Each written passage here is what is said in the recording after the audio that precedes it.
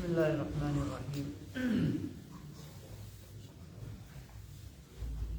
الحدیث التاسع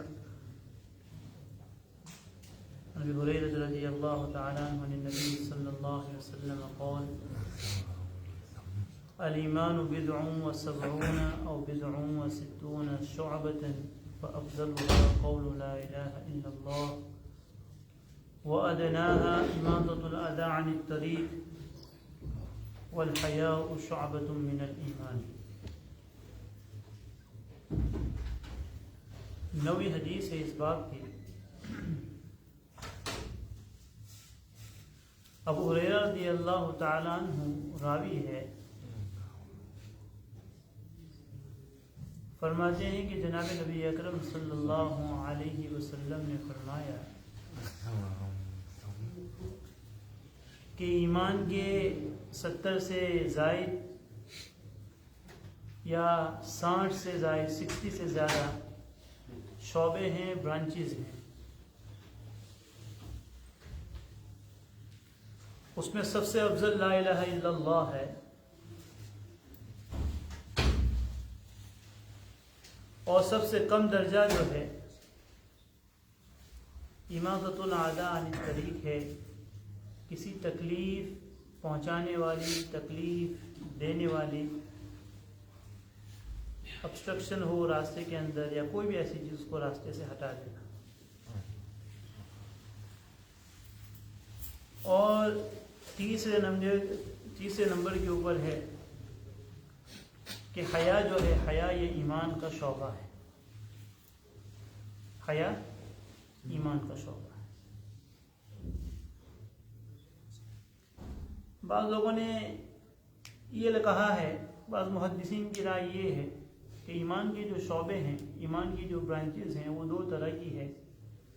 بعض کا تعلق حقوق اللہ سے ہیں اور بعض کا تعلق حقوق العباد سے ہیں۔ اللہ کے رائٹس ہیں، بندوں کے رائٹس ہیں۔ لا الہ الا اللہ کے اندر اللہ کے جو جتنے بھی رائٹس ہیں وہ آگے،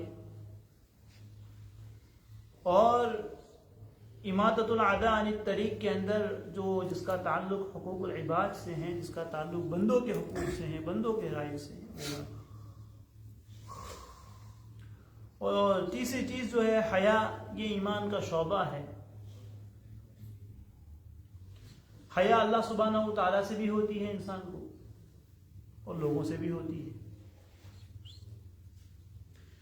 جب انسان کو حیا ہوگی اللہ سبحانہ و تعالیٰ سے تو انسان گناہوں سے بچے گا۔ حیا آتی ہے۔ ایک چھوٹی سی مثال لے لیجئے کہ ایک انسان ہو جس کے آپ کے اوپر بہت سارے احسان ہو، جس کے آپ کے اوپر بہت سارے فیورز ہوں، کبھی آپ کو ڈس اپوائنٹ نہیں کرتا ہے، ہر وقت آپ جب کبھی کوئی کام اس کے پاس لے کر جائیں تو کہا کہ بھائی انشاءاللہ کر لوں گا، ہو جائے گا، تو اس نے احسان آپ کے اوپر ہو، اور کبھی زندگی میں وہ آپ سے کوئی ایک چیز مانگے تو آپ کو نہ کہنے میں کیا آئے گی؟ شرم آئے گی، حیا آئے گی نا بھائی، حیا آئے گی۔ تو یہ تو بندوں کا معاملہ بندوں کے ساتھ ہوا، بندے کا تعلق، انسان کا معاملہ انسان کے ساتھ۔ اب اس کو اللہ تعالیٰ کے کانٹیکس کے اندر سمجھیں آپ، کہ جس اللہ نے ہمارے اوپر اتنے سارے فیور کیے ہو، اتنے احسان کیے ہو،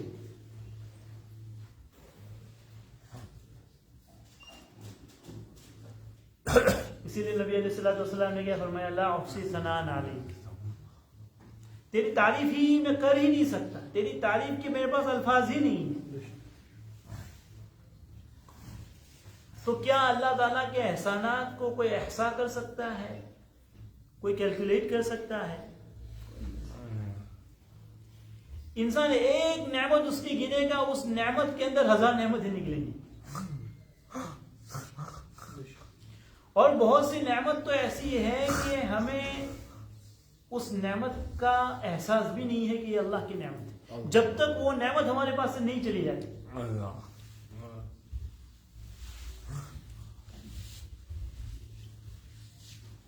ایک صاحب تھے ہمارے یہاں ہندوستان میں، گجرات کے اندر، ان کے پیٹ میں ہوا سٹک ہو گئی، جس کو ہم ریح خارج کرنا کہتے ہیں. تو ہوا یہ تھا کہ وہ ہوا ان کے پیٹ سے نکلتی نہیں تھی، اور اس کی وجہ سے ان کے پیٹ میں درد لینے لگا، ان کا پیٹ پھولنے لگا. پھر وہ ڈاکٹر کے پاس گئے اور ڈاکٹر نے علاج کیا، پھر وہ ساری ہوا ایک ساتھ نکل گئی. تو وہ کہنے لگے کہ آج تک یعنی اس کا احساس نہیں ہوا کہ پیٹ کے اندر سے ہوا کا نکل جانا یہ بھی اللہ کی ایک نعمت ہے. اس کا مطلب یہ نہیں کہ انسان لوگوں کے سامنے ہوا نکالتا ہے،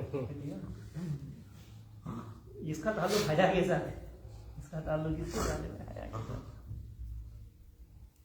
لیکن اس پر انسان کو اللہ کا شکر ادا کرنا چاہیے، یہ بھی اللہ کے لیے. سانس کو لے لیجیے، سانس اندر چلی گئی پھر باہر نہیں آئے تب بھی مسئلہ. تو ایک ایک نعمتوں میں پھر ہزاروں نعمتیں اللہ تعالیٰ کی ہوتی ہیں.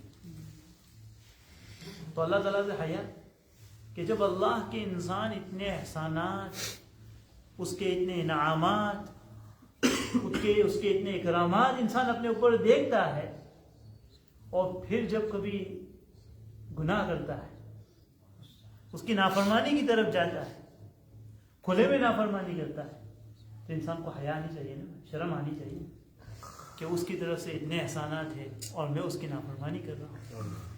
تو یہ اللہ تعالیٰ. تو حیا کا تعلق بندوں کے ساتھ بھی.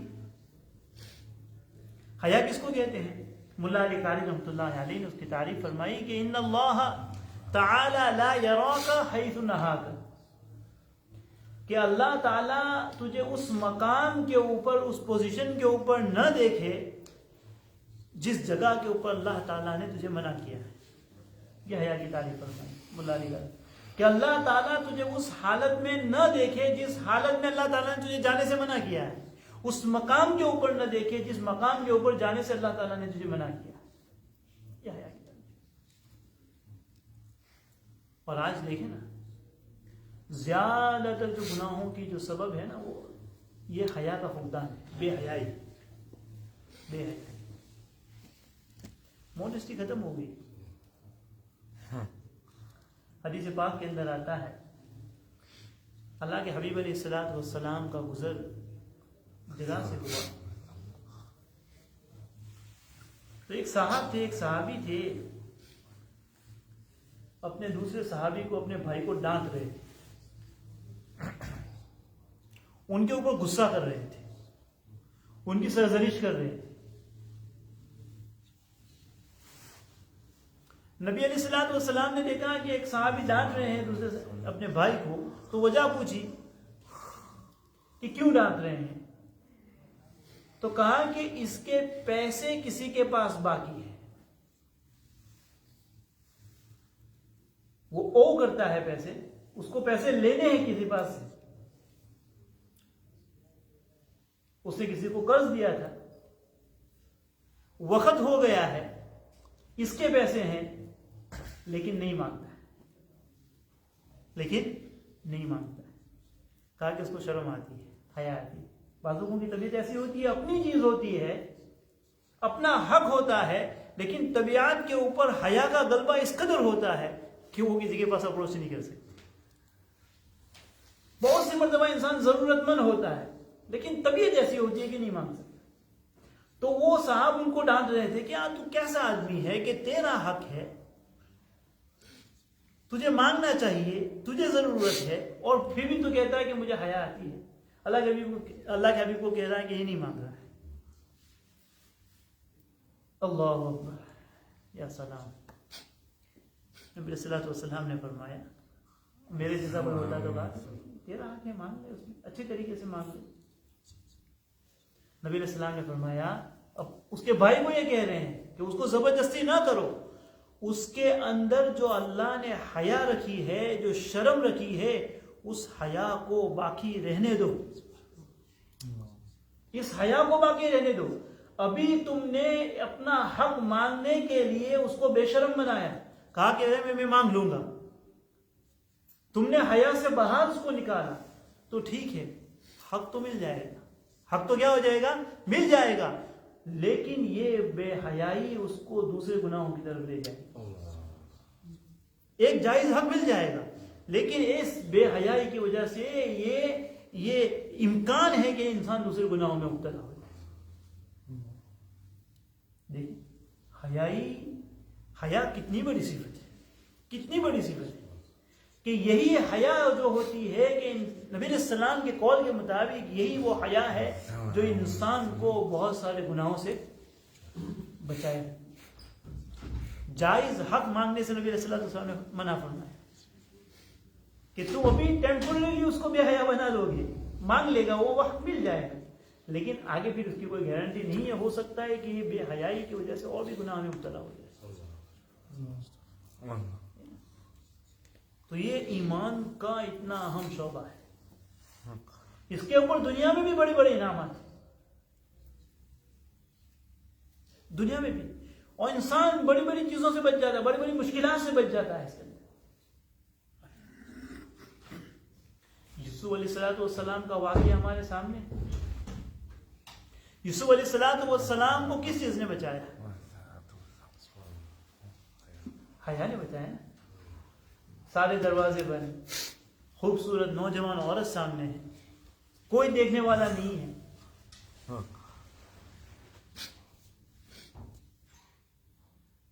چاہتے تو، لیکن وہ یہ حیا تھی کہ مجھے اپنے رب سے حیا آتی،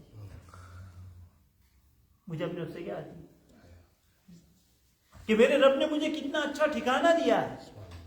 اپنے رب کے احسانات کو یاد کریں. تو جب انسان گناہ کی پوزیشن کے اندر آئے تو اپنے رب کے احسان کو یاد کریں کہ جس رب نے مجھے اتنی ناز و نعمت میں پالا ہے، سب کی میں نافرمانی کروں. یوسف علیہ السلام کو اسی چیز نے بچایا. جب زلیخا بلا رہی ہے،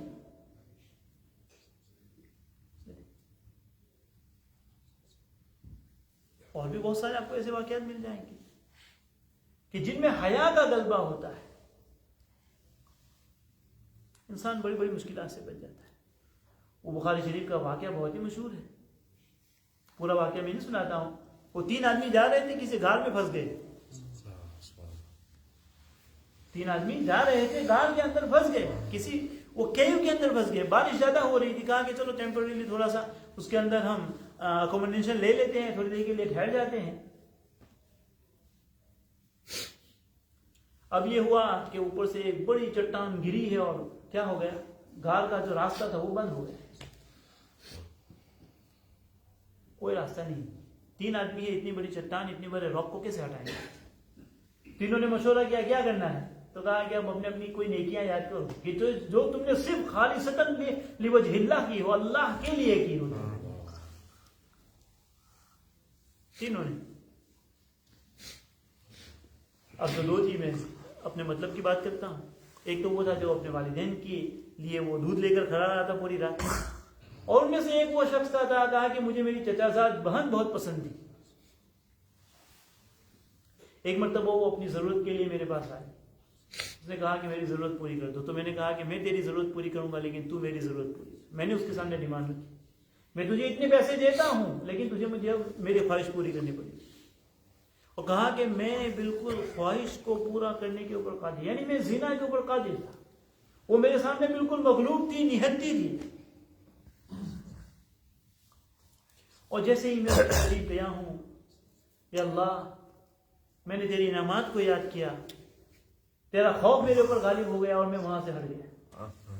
اگر یہ کام میں نے صرف تیری ذات کے لیے کیا ہو تو اللہ اس چٹان کو ہٹا دے. اللہ نے اس کی دعا کو قبول کر دیا. موڈیسٹی اتنی بڑی چیز ہے، اتنی بڑی چیز ہے. حضرت مولانا ذوالفقار صاحب نقشبندی رحمۃ اللہ دامت برکاتہم نے دہلی کا واقعہ لکھا ہے کہ دہلی میں ایک مرتبہ سخت قحط پڑا تھا، ڈراؤٹ، سخت ڈراؤٹ. مہینے ہو گئے بارش نہیں ہو رہی تھی، جانور مر رہے تھے، زمانے خشک ہو رہی تھی، پینے کا پانی نہیں، اور لوگ مسلسل استسقاء نماز پڑھ رہے تھے، بارش کی دعائیں کر رہے تھے. جانوروں کو بھی لا رہے تھے, بچوں کو بھی لا رہے تھے, عورتوں کو بھی لا رہے تھے باہر کہ کسی کی آواز اللہ تعالیٰ سن لے. تو سخت گرمی کے اندر ایک مرتبہ صلاۃ الاستسقاء پڑھی جا رہی تھی, لوگ رو رہے تھے لوگ, لیکن دور دور تک کہیں بادل کا کوئی نام و نشان نہیں, کوئی کلاؤڈ نہیں, یعنی کوئی نام و نشان نہیں کہ ابھی کوئی بارش آئے گی, بارش کا کوئی امکان نہیں, کوئی امکان نہیں. تو کہا کہ وہاں سے قریب سے ایک نوجوان کو دیکھا کہ جا رہا تھا اپنی اونٹنی کو لے کر, جہاں لوگ صلاۃ استسقاء پڑھی جا رہی تھی قریب سے ایک نوجوان گزر رہا تھا, اور اس نے اونٹ کی مہار کو پکڑا ہوا تھا, اس کی اونٹ کی لگام کو پکڑا ہوا تھا, اس کے اوپر ایک پردہ نشین عورت بیٹھی ہوئی تھی, باحجاب عورت بیٹھی ہوئی تھی. اس نے دیکھا کہ لوگ جمع ہوئے ہیں, رو رہے ہیں, آوازاری ہو رہی ہے. وہ اپنی اونٹنی کو لے کر قریب گیا, اور کیا ہوا؟ کہا کہ بارش نہیں ہو رہی ہے, ہم استسقاء اللہ تعالیٰ سے دعائیں مانگ رہے ہیں بارش کے, لیکن بارش کا کوئی نام نشان نہیں. تو وہ اپنی اونٹنی کو لے کر تھوڑا سا ہٹائے وہاں سے, اور اس نے اللہ تعالیٰ کی بارگاہ میں ہاتھ اٹھا دیے. اس کے ہاتھ اٹھانے تھے کہ آسمان سے بارش شروع ہو. تو اس مجلس کے اندر کچھ علماء بھی تھے, انہوں نے کہا کہ بھائی ہم بھی کب سے دعائیں مانگ رہے ہیں, ایسی کون سی دعا تو نے اللہ تعالیٰ سے کی؟ تو کہا کہ میں نے نہیں کی. کہا کہ میں نے ہاتھ اٹھائے اور اپنی والدہ کا دامن پکڑا. یہ جو اونٹنی کے اوپر بیٹھی ہوئی تھی میری ماں بیٹھی ہوئی تھی, میری والدہ بیٹھی ہوئی ہے, میں نے اپنی والدہ کا دامن پکڑا, اور مجھے ان کی پاک دامنی پر, ان کے حیا پر مجھے یقین ہے, میں نے اللہ تعالیٰ کے سامنے ان کی پاک دامنی کا واسطہ دے کر اللہ تعالیٰ سے دعا کی, اور اللہ تعالیٰ نے ان کی پاک دامنی کی لاج رکھی اور بارش پڑی. تو یہ حیا اتنی بڑی چیز ہے. خود نبی کے بارے میں کیا آتا ہے حدیث میں, بلکہ ہم نے بار بار یہ جملہ سنا ہے کہ اذا فاتك الحیا فافعل ما شئت. جب تیرے اندر حیا ہی باقی نہ رہے تو تو جانور ہے, تجھے جو کرنا ہے کر, ہر چیز خواہی بول. بے حیا باش, یعنی جب تو بے حیا ہو گیا, جب تو نے اپنے حیا کو لٹا دیا, تب تیرے اندر شرم باقی نہیں رہی, ہر چیز خواہی بول. تیرے لیے میدان کھلا ہے, کر تجھے جو کرنا ہے.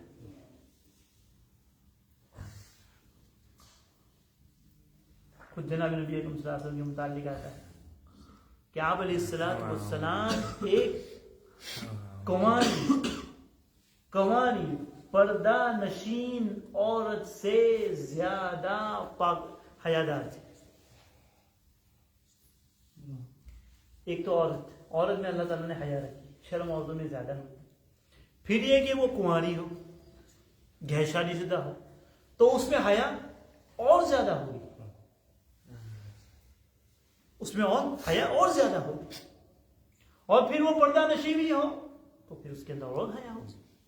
تو نبی علیہ السلام کے متعلق آتا ہے کہ نبی علیہ السلام ایک کنواری پردہ نشین عورت سے زیادہ حیا والا, اتنے حیا تھے. یہی تو وجہ ہے کہ جب حضرت زینب رضی اللہ تعالی, زینب بنت جحش رضی اللہ تعالی عنہ سے جب نبی کا نکاح ہوا ہے سن ہجری 5 کے اندر, حضرت زینب جو ہے پہلے حضرت زید بن حارثہ رضی اللہ تعالی عنہ کے نکاح میں تھی. عرب کے اندر یہ کلچر تھا, ان کا یہ تابو تھا کہ بھائی حضرت زید چونکہ نبی کے متبنہ بیٹے ہیں, لے پالک بیٹے ہیں, اڈاپٹ کیا تھا نبی نے ان کو, تو عرب کے اندر یہ بات مشہور تھی کہ اگر کوئی انسان اپنے لے پالک اڈاپٹڈ سن کی بیوی کے ساتھ نکاح کرنا چاہے تو نہیں کر سکتا. جس طرح حقیقی بیٹے کی بیوی کے ساتھ نکاح نہیں کر سکتا باپ, اس کا جو سسر ہے یعنی اس کا باپ, حقیقی بیٹے کی بیوی کے ساتھ نکاح نہیں کر سکتا, حرام ہے اس کے. تو ان کے یہاں یہ بات مشہور تھی کہ اگر کوئی متبنہ اڈاپٹڈ سن ہو, لے پالک بیٹا ہو, تو اس کی بیوی کے ساتھ بھی صحیح نہیں ہوگا, نکاح نہیں کر سکتا. خیر حضرت زید رضی اللہ تعالیٰ عنہ جو تھے نبی کے پاس کنسلٹیشن کے لیے آتے رہتے تھے, اور زینب کی شکایت کرتے رہتے تھے کہ بھائی ان کے ساتھ میرا بندہ نہیں ہے، یہ ہے وہ ہے، جو بھی ہو، جب نہیں مطلب کی بات کرتا ہوں. پھر بعد میں چل کر ان کی طلاق ہو گئی حضرت زید سے. کس کی؟ حضرت زینب رضی اللہ تعالی عنہ کی. اس کے بعد نبی نے پیغام بھیجا ہے زید ہی کے ساتھ کہ نبی ان سے نکاح کرنا چاہتے ہیں. چونکہ نبی تو آئے ہی تھے اس لیے کہ لوگوں کو شریعت کی جو صحیح تعلیمات ہے، اسلام کی جو صحیح تعلیمات ہیں وہ لوگوں کو دے. تو چونکہ عرب کے اندر یہ کلچر تھا، لوگ یہ سمجھتے تھے کہ اپنے متبنہ جو اڈاپٹڈ چائلڈ ہے اس کی بیوی کے ساتھ نکاح جائز نہیں ہے. تو نبی علیہ الصلوۃ والسلام اس حقیقت کو لوگوں کو بتانا چاہتے تھے کہ بھائی یہ حقیقی بیٹے کے ساتھ ہے، متبنہ اڈاپٹڈ چائلڈ کے ساتھ یہ معاملہ نہیں ہے. تو نبی نے حضرت زینب کے اوپر رضی اللہ تعالیٰ عنہ کے اوپر نکاح کا. زینب نے فرمایا کہ میں اللہ سے مشورہ کروں گی. اللہ تعالیٰ نے وہی نازل فرمائی فلما قضى زید منها وطرا زوجناكها. سبحان اللہ. حضرت زینب نبی کو بتایا گیا کہ تمہارا نکاح آسمان کے اوپر اللہ تعالیٰ نے کر دیا ہے زینب کے ساتھ. آسمانوں کے اوپر نکاح وہی ہوگا. فلما قضى زید منها وطرا زوجناكها. اور حضرت زینب رضی اللہ تعالیٰ عنہ اس بات کو بڑے فخر سے بیان کرتی ہے. دوسری ازواج کے اندر وہ بڑے فخر سے بیان کرتی تھی کہ تمہارا نکاح تو تمہارے ولیوں نے کروایا، تمہارے شاہد نے کروایا، میرا نکاح تو اللہ نے براہ راست. اور چونکہ یہ نکاح یونیک تھا، اسپیشل تھا، اس لیے نبی نے ولیمہ بھی بڑا فرمایا، بڑا ولیمہ کیا، ایک بکری ذبح فرمائی. اور حضرت انس کو بھیجا ہے کہ جاؤ اس کو بلا کے لاؤ، اس کو راستے میں ملے تو اس کو بھی پکڑ کے لاؤ، اس کو بھی پکڑ کے لاؤ. جس چیز کو بعض لوگوں کو نام لے کر فرمایا، پھر آخر فرمایا کہ بھائی راستے میں اگر اور کوئی لوگ بھی ملے تو ان کو لے کے آؤ. سب کو پیٹ بھر کر کے لاؤ، بکری سے ولیمہ فرمایا. مجھے نبی کی حیا کے متعلق آپ کو بات بتائیں. روایتوں میں آتا ہے کہ جب سارے لوگ ولیمے سے کھا کر چلے گئے، 3 لوگ ایسے تھے کہ وہ کھانا کھانے کے بعد وہاں بیٹھے تھے، باتیں کر رہے تھے.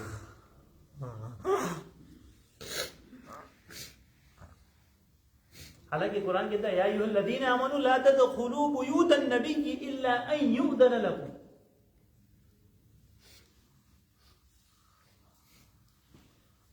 بعض لوگوں کی عادت ہوتی ہے نا، کسی کے یہاں دعوت ہوتی ہے تو 2 گھنٹے پہلے جاتے ہیں اور 3 گھنٹے بعد میں آتے ہیں.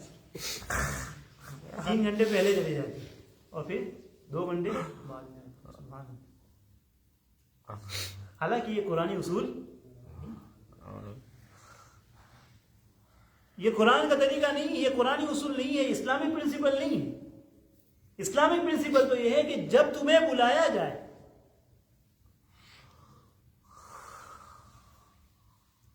اس وقت جاؤ. اگر تمہارے پاس کارڈ بھیجا گیا ہے تو اس میں ٹائم دیکھو کہ اس وقت بلایا گیا ہے تو اسی وقت جاؤ. ہاں آپ کو اسپیسیفکلی کہا گیا ہے کہ آپ کو جلدی آنا ہے، یہ دوسری بات ہے. ورنہ جس وقت آپ کو بلایا جائے.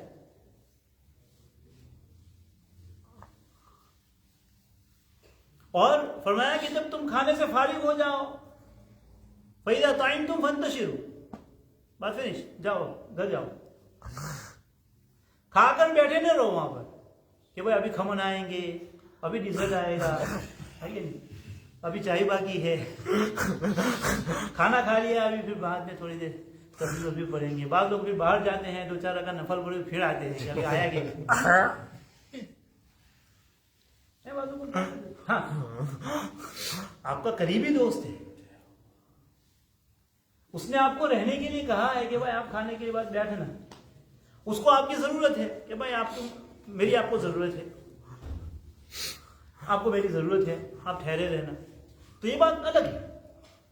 آپ کا قریبی دوست ہے، بہت آپ کا بالکل کلوز ہے،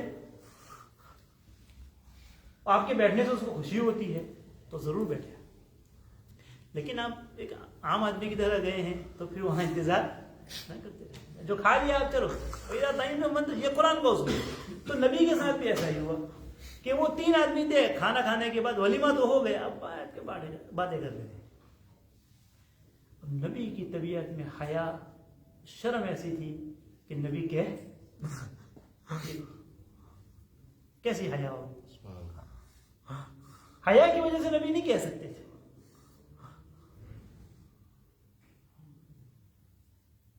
تو نبی علیہ السلام نے حضرت بخاری شریف کی روایت ہے, نبی علیہ السلام نے حضرت زید کو بلایا, حضرت انس کو بلایا رضی اللہ تعالیٰ عنہ, کہا کہ چلو بھائی دوسری بیویوں کے یہاں جا کے آتے.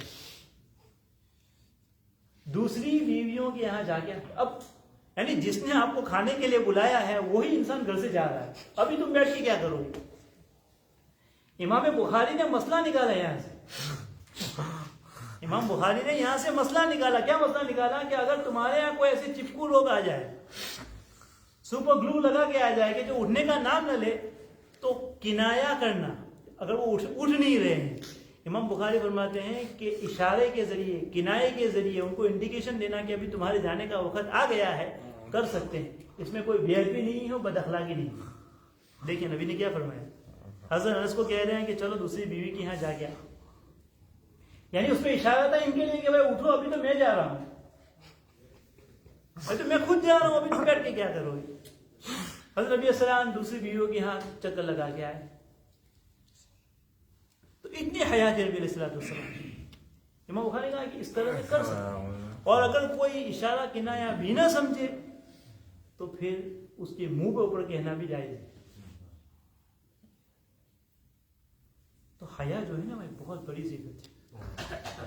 آج جتنی بھی محنت ہو رہی ہے, جتنی بھی محنت,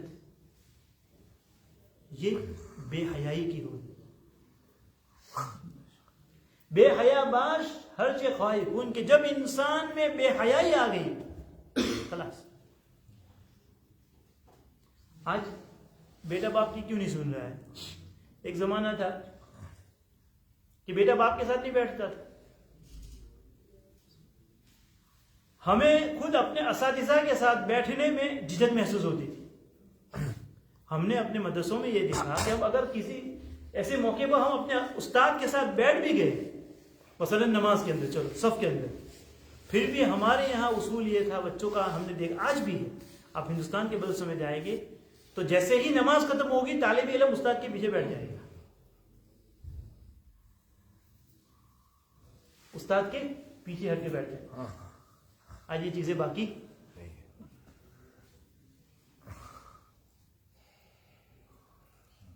بیٹا باپ کے سامنے کیوں بولنے لگ گئے؟ بے حیا یار. کتنی چیزوں میں آپ غور کریں گے, بہت چھوٹی چھوٹی چیزوں کے اندر آپ دیکھیں, ایک ہی بات کھل کے آئیں گی, بے حیا. اور اسی کی کوشش کی جا رہی ہے انٹرنیٹ کے ذریعے, یا کہ گیموں کے ذریعے, موبائل کے ذریعے, کسی بھی طریقے سے بے حیائی کو پھیلایا جا رہا ہے.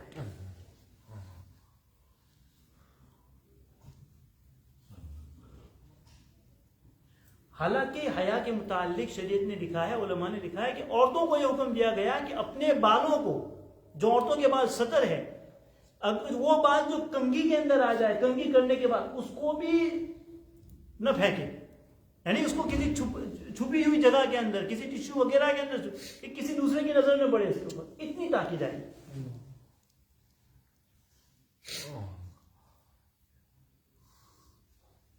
کپڑوں کے اندر دیکھیں آج, چاہے مردوں کو دیکھیں چاہے عورتوں کو دیکھیں, کیا وجہ ہے؟ پہلے عورتوں کے اندر یہ تھا, مردوں کے اندر یہ تھا کہ کپڑے کے اندر بھی حیا تھی کہ بھائی ایسے کپڑے پہنوں گا. عورتوں کے اندر بھی یہ چیزیں کھلے کپڑے پہن دیں. اب مسئلہ الٹا ہو گیا. مردوں کو کہا گیا کہ ٹخنے سے اوپر پہنے, لیکن معاملہ الٹا, مرد ٹخنوں سے نیچے پہن رہا ہے, عورتیں ٹخنے سے اوپر پہن رہی ہے. خیرت کو جنو اور جنو کو خیرت کہہ دیا. ایسی دنیا میں اور عجیب چیزیں آ گئی کہ بیٹے کا دوست بیوی کا بھی دوست اور بیٹی کا بھی دوست. اتنی بے حیا ہے. یعنی میرے بیٹے کا دوست ہے تو وہ میری بیوی کا بھی دوست ہے اور میری بیٹی کا بھی دوست ہے, اور پھر اس کو فخر سے بیان کیا جاتا ہے کہ ہماری تو اتنی دوستی ہے کہ کچن تک کی دوستی, بیڈ روم تک کی دوستی. بیٹے کا دوست کچن تک بھی آ سکتا ہے, بیٹے کا دوست بیڈ روم میں بھی آ سکتا ہے. ارے یہ تو بے حیائی ہے. یہیں سے پھر گناہ کا راستہ کھلتا ہے.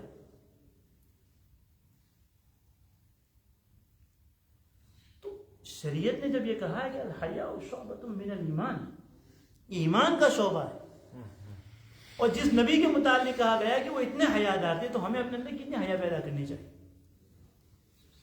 اللہ سے بھی مانگنی چاہیے. اللہ تعالیٰ ہم کو حیا کا شعبہ نصیب فرمائے.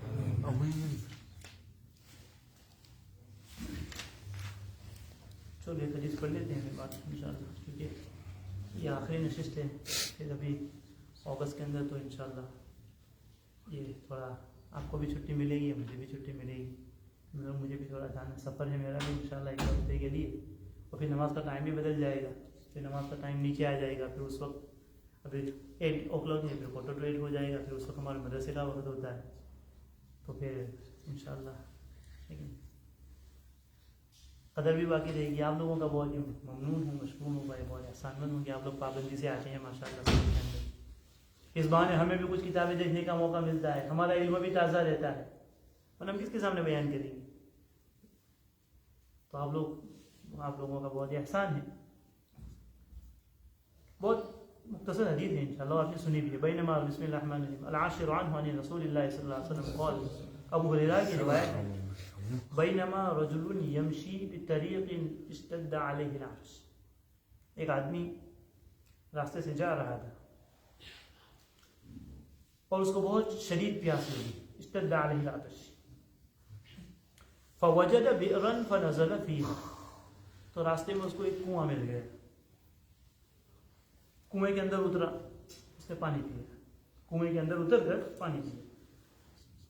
کھینچنے کے لیے کوئی چیز نہیں ہوگی, تو کنویں کے اندر گیا, اس نے خود پانی پیا. ثم خرج, پھر کنویں سے باہر نکلا. فإذا كلب, تو دیکھا کہ ایک کتا ہے.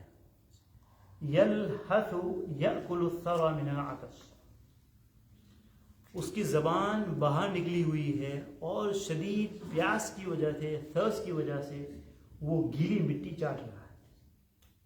اتنی پیاس اس کو لگی تھی کہ وہ مٹی چاٹ رہا تھا. اب ظاہر وہاں پر کوئی پانی نہیں ہوگا, اور پانی کنویں کے اندر تھا. فقال الرجل لقد بلغ هذا الكلب من العطش مثل الذي كان بلغ مني, اس کتے کو بھی اسی طرح پیاس لگی ہے جس طرح مجھے شدید پیاس لگی تھی. میں تو اس بات پر قادر تھا کہ میں کنویں کے اندر چلا گیا, کنویں کے اندر سے پانی نکالا, پانی پی بھی لیا, اب یہ کیسے جائے گا. فنزل البئر, تو پھر وہ اوپر آ گیا تھا, پھر کنویں کے اندر گیا. فملأ خفه ماء, اپنا موزہ نکالا.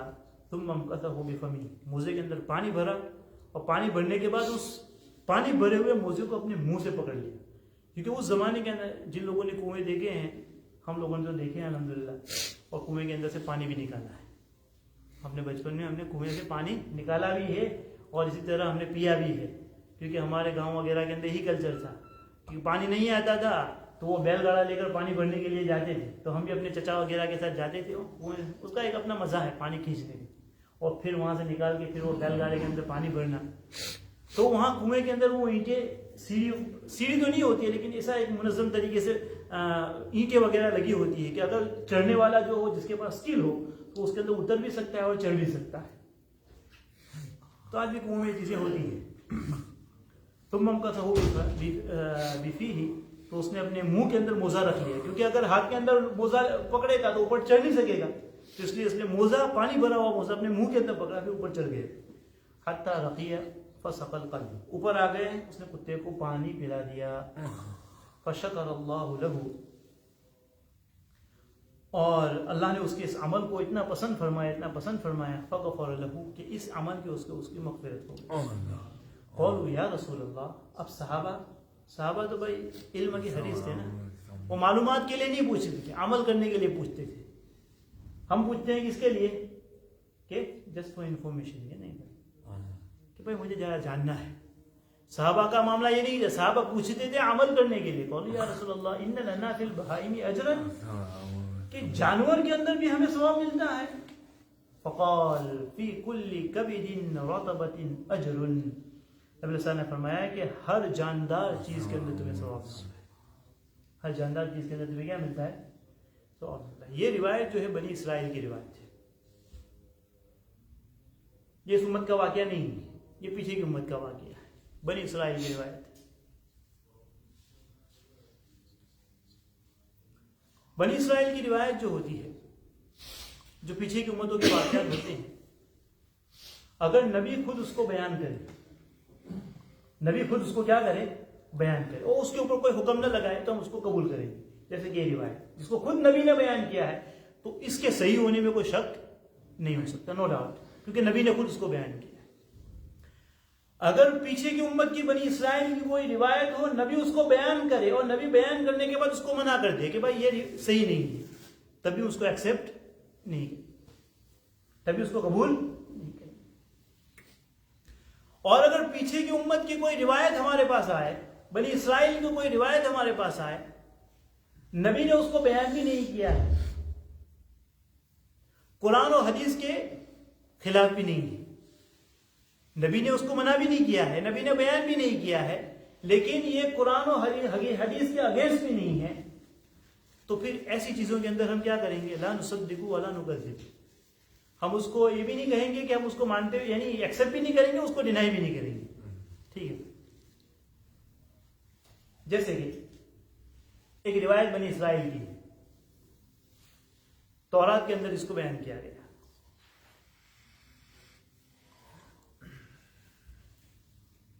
کہ جب اللہ تعالیٰ نے شیطان کو جنت سے نکالا, یعنی یہ روایت اس بات پر ہے کہ بھائی جیسے کہ مشہور ہے کہ پکاک جو ہے, مور جس کو کہا جاتا ہے, اور سانپ, ان دونوں کی بنتی نہیں ہے. سانپ اور مور ان دونوں کی بنتی نہیں ہے, یہ دونوں دشمن ہیں. اگر یہ سانپ زہریلا ہے لیکن مور اس کے اوپر حاوی ہے. جو پکاک جو ہوتا ہے اللہ نے اس کو مضبوط چونچ دی ہے, وہ مارتا ہے. ایسے ویڈیوز مل جائیں گے آپ کو, بہت سارے مل جائیں گے, دیکھ لیں, نیشنل جیوگرافک کے اوپر جائیں. تو یہ تورات سے ایک روایت چلی ہے, بنی اسرائیل کی روایت چلی ہے کہ ان کی دشمنی کیوں ہوئی. جب اللہ تعالیٰ نے شیطان کو نکالا جنت سے, تو یہ شیطان جو ہے, شیطان یہ سانپ کے منہ میں جا کے بیٹھ گیا, سانپ کے منہ میں جا کے بیٹھ گیا. پھر وہ سانپ جو ہے, مور جو پکاک جو ہوتا ہے اس کے پیروں کے اوپر لپٹ گیا, اور وہ پکاک جب جنت میں گیا, وہ جنت میں گیا تو شیطان بھی کیا ہو گیا, پھر جنت میں اسی طریقے سے انٹر ہو گیا. جنت میں کیا ہو گیا, کیونکہ اس کو تو نکال دیا گیا تھا, اب واپس اس کو جانا تھا کس سے؟ ریونج لینے کے لیے. کس کے؟ آدم اور حوا کے پاس. تو اس نے سوچا کہ اب کس طرح جانا ہے, تو اس نے یہ راستہ نکالا, سانپ کے منہ میں گیا. سانپ گیا کس کے ساتھ؟ مور کے ساتھ, اور مور گیا جنت میں, اور وہاں جا کے اس نے ان کو ورگلایا. تو اس کی وجہ سے آدم علیہ السلام کو بھی نکالا گیا, حوا علیہ السلام بھی نکلے ہیں, اور مور بھی نکلا ہے, اور سانپ بھی نکلا ہے. یہ روایت چلی. اب نبی نے اس کو بیان نہیں کیا, لیکن یہ عقل کے خلاف ہے. کیوں؟ کہ بھئی شیطان کو وسوسہ ڈالنے کے لیے قریب جانے کی ضرورت نہیں ہے. شیطان تو دور سے بھی وسوسہ ڈال سکتا ہے, پھر اندر جانے کی کیا ضرورت تھی اس کو. پھر سانپ جو ہے, سانپ یہ تو عذاب ہے. سانپ تو کیا ہے؟ عذاب ہے بھائی. تو پھر یہ عذاب جنت میں کیا کر رہا ہے؟ جنت میں عذاب نہیں ہے نا. تو یہ عقل کے خلاف ہے, اس لیے علماء نے اس کو کیا کر دیا ہے؟ ریجیکٹ کر دیا. تو ایسی روایت جو بنی اسرائیل کی ہو لیکن قرآن و حدیث کے خلاف نہ ہو, نبی نے منع بھی نہ کیا ہو, تو پھر اس بارے میں ہم کیا کریں گے؟ توقف کریں گے, خاموشی اختیار کریں گے. اس کے بارے میں ہاں بھی نہیں کہیں گے اور نہ بھی نہیں کہیں گے.